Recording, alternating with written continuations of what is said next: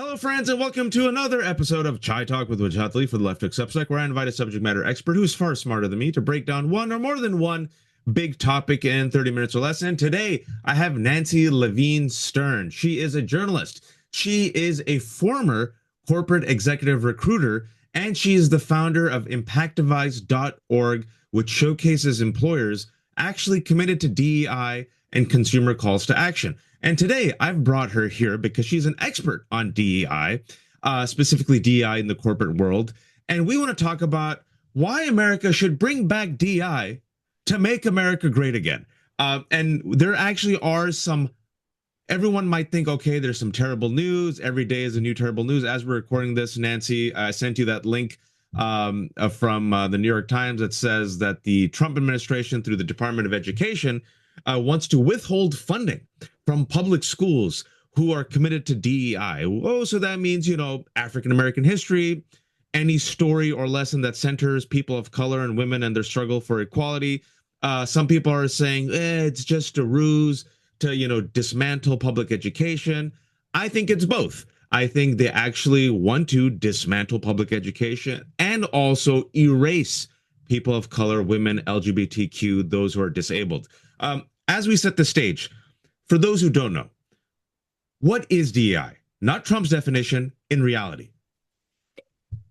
Diversity, equity, and inclusion is a long-held practice that probably dates back to even prior to the civil rights legislation of 1964. But there has been especially a push after the murder of George Floyd in the corporate sector, in the private sector, to ensure that marginalized populations, BIPOC, people of color, Black people, indigenous populations, LGBTQ plus, disabled persons, veterans, women, are not marginalized. That, there's a history, and there was a remarkable outpouring, as we remember, not that long ago, after the murder of George Floyd, where corporations made their positions very clear. Now, what I've been involved in is amplifying the truth of the message that corporations are still implementing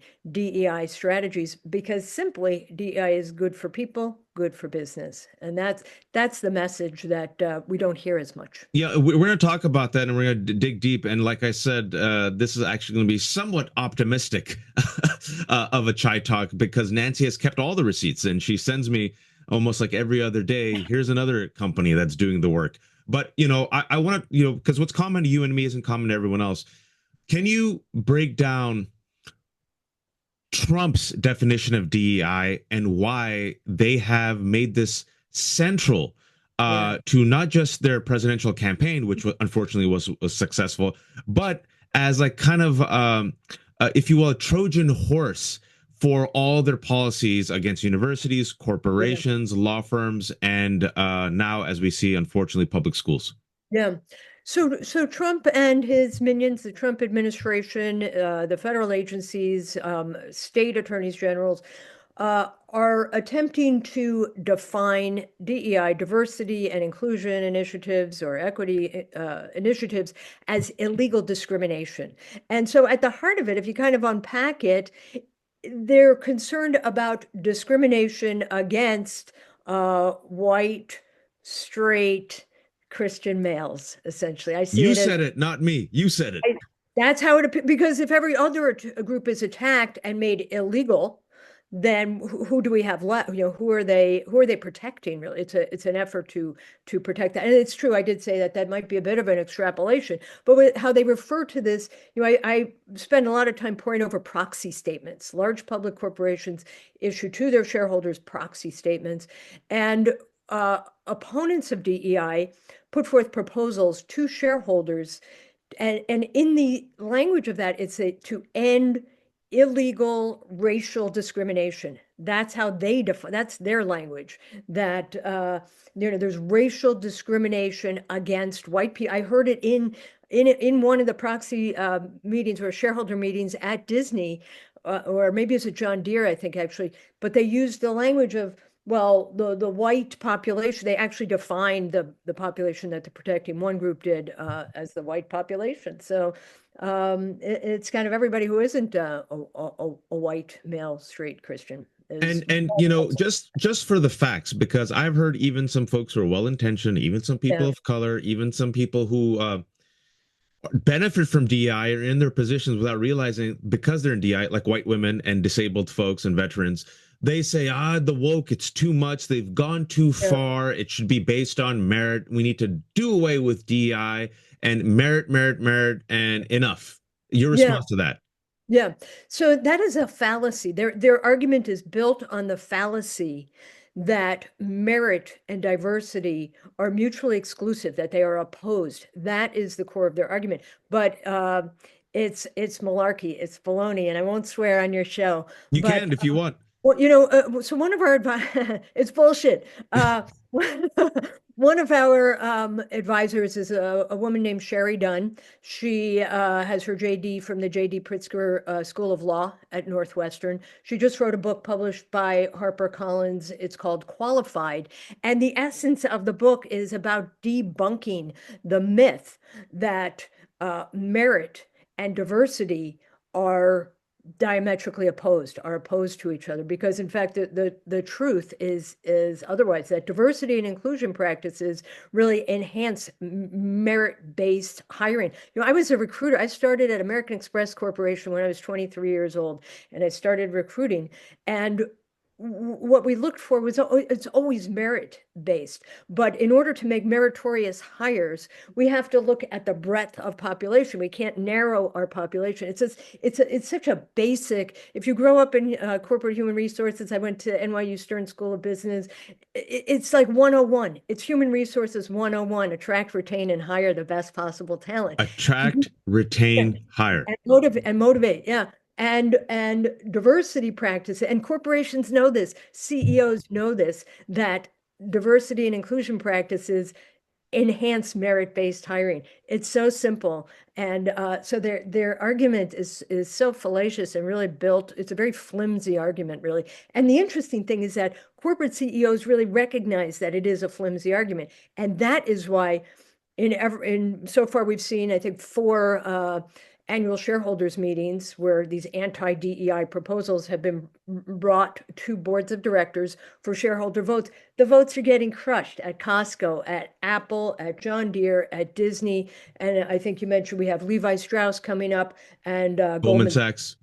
on those are both on the same date on April 23rd. And I'll go out on a limb and say I predict we're going to see the same kind of crushing vote. We've seen 99 to 1% or 98 to 2% to support corporate diversity measures, DEI.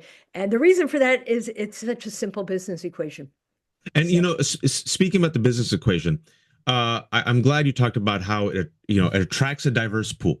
yeah, It casts the net wide, right? And says, oh, we were looking at a small pool due to our own unconscious or deliberate biases where it was just white dudes. Oh, women.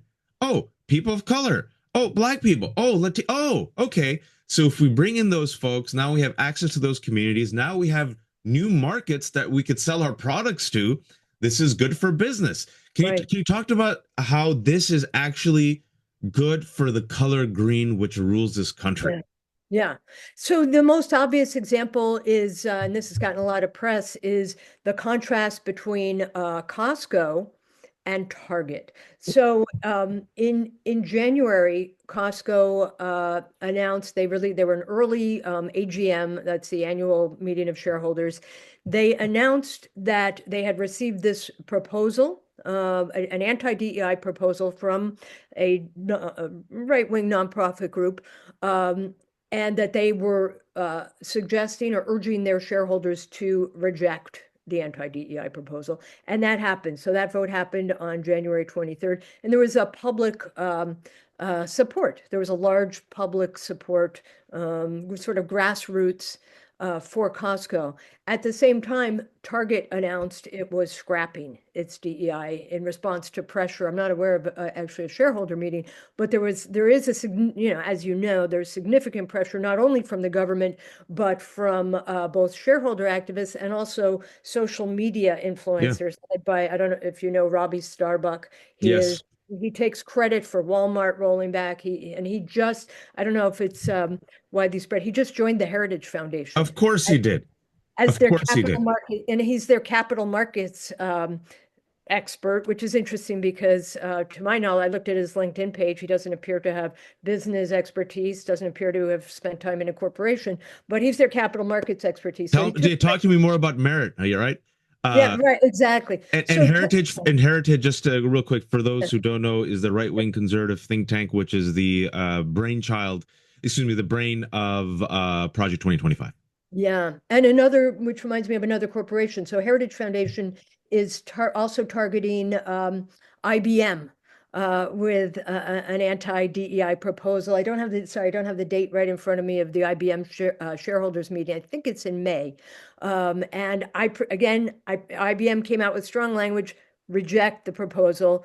I believe their shareholders will do that. I think we're going to see, I'll go on the record. I predict there are about maybe 20 companies that are being targeted approximately. I think we're going to see a run of the table. I think Wow. so far the anti-DEI groups that have brought proposals are overwhelmingly 0 and 4. I think when we see Levi Strauss and Goldman Sachs, they're going to be 0 and 6. I think we're going to IBM. I think will support DEI initiatives. I think we're going to see a run of the table You know, on. Nancy, I hope you're right. And I want to share a personal anecdote. 2 days ago, I had a conversation with a speaking agent. I can tell you, and you know this, a professional speaking agent, a part of my income, is speaking. I'm pretty good at it. And the last couple of years, right, these companies, for the first time, I used to do usually colleges and nonprofits, but yeah, like you said, post George Floyd, private firms, law firms, corporations were inviting me for the first time, right? Asian American History Month, talk about Islamophobia, talk about building a multicultural coalition, talk about like our young interns and recruits and first year hires, people of color. How do you stay motivated? How do you tell your story, right? I did really well, knocked it out of the park. Talked to my speaking agent. He said, "Listen, man, I'm going to tell you straight up. These corporations, these firms, these universities are voluntarily bending the knee. It's not just that they're going against DEI. He said that any speaker of color right now that we have on our roster is having trouble being booked because being a person of color, by your very existence, there is an individual or two that says, they're going to talk about DEI. And so they're voluntarily bending the knee and then bringing in the safe white speaker." Yeah. I think what you speak to, I think the key word there is safe. I think there is such a fear, I think it's the intention of the administration of the, let's say, anti-DEI forces is to instill fear of retribution, fear of targeting, fear of boycotts. I think that is the intent, is to instill fear. And to some extent it works, right? We see the big law firms, speaking of bending the I was knee, about to go there, that right? that Paul would be, Weiss, yeah, Skagen. yeah, right. And that's where we're seeing, yeah, and some are bending and some are not. And there is a world of support. Just right before we logged in, I saw there was an amicus brief filed, two, I guess you would say amici briefs Yeah. filed on behalf of Perkins Coie, which was the first law firm targeted, and they sued. Perkins Coie sued the Trump administration, saying that the executive order against them targeting their DEI and other, it was really a retribution, was unconstitutional. And I saw an amicus brief from the ACLU signed by, just eyeballed it, maybe 20 other organizations. And then there was an amicus brief filed by, I think it was law school professors. So there is support, but I'm not an attorney, but what seems like, the world of threats that President Trump has visited upon law firms in these executive orders has caused, yeah, Skadden and Paul Weiss, and there was one other that I'm forgetting off the top of my head. There are probably a couple that have caved. But caved in such a spectacular way. And I'm glad we're doing the compare and contrast, right? because Right. Perkins was the first one. It was supposed to be the canary in the coal mine, and Perkins, like you mentioned, didn't bend the knee. Immense Mm-mm. pressure. Paul Right. Weiss saw what was happening to Perkins and not only bent the knee, went out of its way to be a complicit actor, offering $40 million of pro bono work. And then 40 Skadden's million. like, "Oh, we'll do $100 million Oh, of it's pro amazing. bono work, right?" And Yeah. and then you see Target, Costco. They're like, "Oops, no, we don't want to be attacked. We're gonna bend the knee." Right. Costco openly said, "Nah, we're good," right? And now you're seeing also, well, universities right now, we've seen Columbia bent the knee, UPenn is bending the knee, Yeah. Michigan and others. Yeah. We're waiting for a university to actually stand up. I hope Tufts does. You know, Tufts grad student Rameza Ozturk was the woman who was just straight up kidnapped by masked individuals, and now she's being detained for co-writing an op-ed, folks. But I think this compare and contrast is good because you see what happens in fascism. Timothy Snyder, in his famous book on tyranny, said the first rule is don't obey in advance. Right. These corporations obeyed in advance. They Yep. didn't fight. They Right. bent the knee. And now Right. you're seeing some people say, nah, we'll Right. we'll stand up. And now 2.5 months later, like you mentioned, Costco foot traffic has increased. Yeah. Target, Right, right. Costco over, I think it was a 12-week period. Costco foot traffic, sales, and actually I was in on the Costco, their last shareholder meeting, or I think it was an earnings call. They talked about the increase. I think it was over a 12-week period, and Costco continues to be impacted. So we definitely see so a compare and contrast, I think, in the consumer sector, in retail and the consumer sector. Now, IBM is not so much a consumer company. There are others that, they're like, I'm looking at, there's going to be a meeting at Bristol Myers Squibb also. Now, not, mm, it's a medicinal company, not so much consumer facing, but they are also defending DEI. So, one of the intents of our organization, Impact Device, is to not only highlight consume for consumers and for shareholders to report accurately what's going on, but also to show our favorite team's motto: strength in numbers. yeah. There is strength in numbers. Warriors. That's the Warriors, by the way, folks. NBA Warriors, and that is a great message because I think we start seeing that with critical mass. Like, in fact, it's an interesting thing when I look at all these the anti-DEI proposals in the proxy statements. The anti-DEI groups that are bringing the proposals name the other corporations. They There say you go. Tractor Supply has folded, Meta, Walmart. So they name those in order to try to create a gravity. And so where we have an anti-gravity field of Costco and Apple and Deere and Disney, we'll have Levi's and Goldman. Now we have a bigger universe. You have an opposition. You We have have a a robust multi, yeah, opposition and a resistance. yep, and a multi-trillion-dollar company. That's something that also appears in their in the anti-DEI proposals. They say, oh, well, companies of this multi-billion-dollar or trillion-dollar market cap. They add up the market caps, and if you want to add up market caps, that's market capitalization, what a company is worth. Let's add up the market caps of Apple and Costco and Goldman and uh, Levi's Straight. We're going to see an accumulation. I predict, from between now and end of June, we're going to see a vast accumulation of large corporations standing up. And I agree with you. And the timing of this also coincides with one of the worst drops in stock market history. We're recording this on a Thursday. And folks, it ain't looking good. Trump's trade war, it seems like it's going to cause not just a recession, but people are predicting a global depression. The stock market has a massive plunge, one of the worst days, Yeah, fifth worst day in modern history. The job report came out for March where America lost 275,000 jobs, right. mostly thanks to Doge and Elon Musk. That's been one of the worst job reports we've gotten since the pandemic. It was since the last 4 years. And that was a pandemic that shut down the world, folks. Yeah, And like I said before, this country worships money. People love money. Some people love white supremacy and fascism, but those people actually like money a little bit more. And right. everyone can resist, right? And the corporations, with their power, with their money, with their Yeah, influence, resisting at yeah. this moment where the economy is going and Trump is Mhm. underwater. Nancy, What do you think this will do? Do you think this will accelerate, if you will, the what I call the resistance standing up to what is a minority with all the power?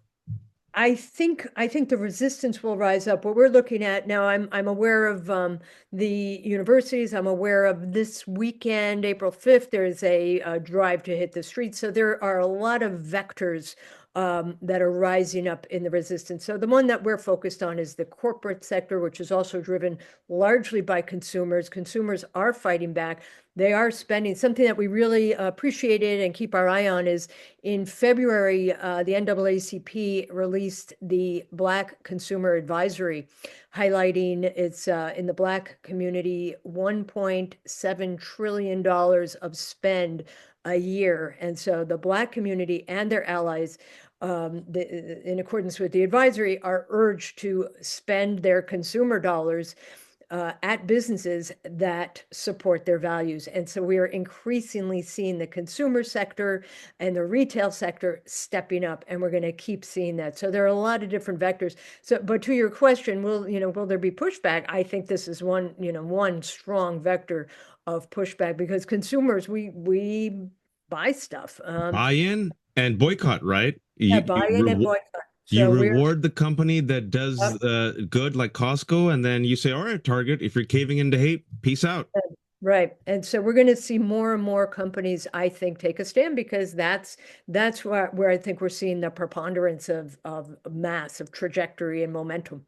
So And companies love money, folks. And you mentioned the April 5th protest. So I just want to give a shout out to that. Hands Off is the name of this national protest. It's a pro-democracy, pro-worker movement taking place, quote, in defiance of the Trump-Musk billionaire takeover and the Republican assault on our freedoms and our communities. You got Third Act, Indivisible, Move On, Fight Back Table, and countless others who are urging individuals across all political ideologies to join, claiming the current administration is engaging in a, quote, illegal power grab, equating it to a, quote, a crisis we must stop. But like you mentioned, everyone has their own roles to play.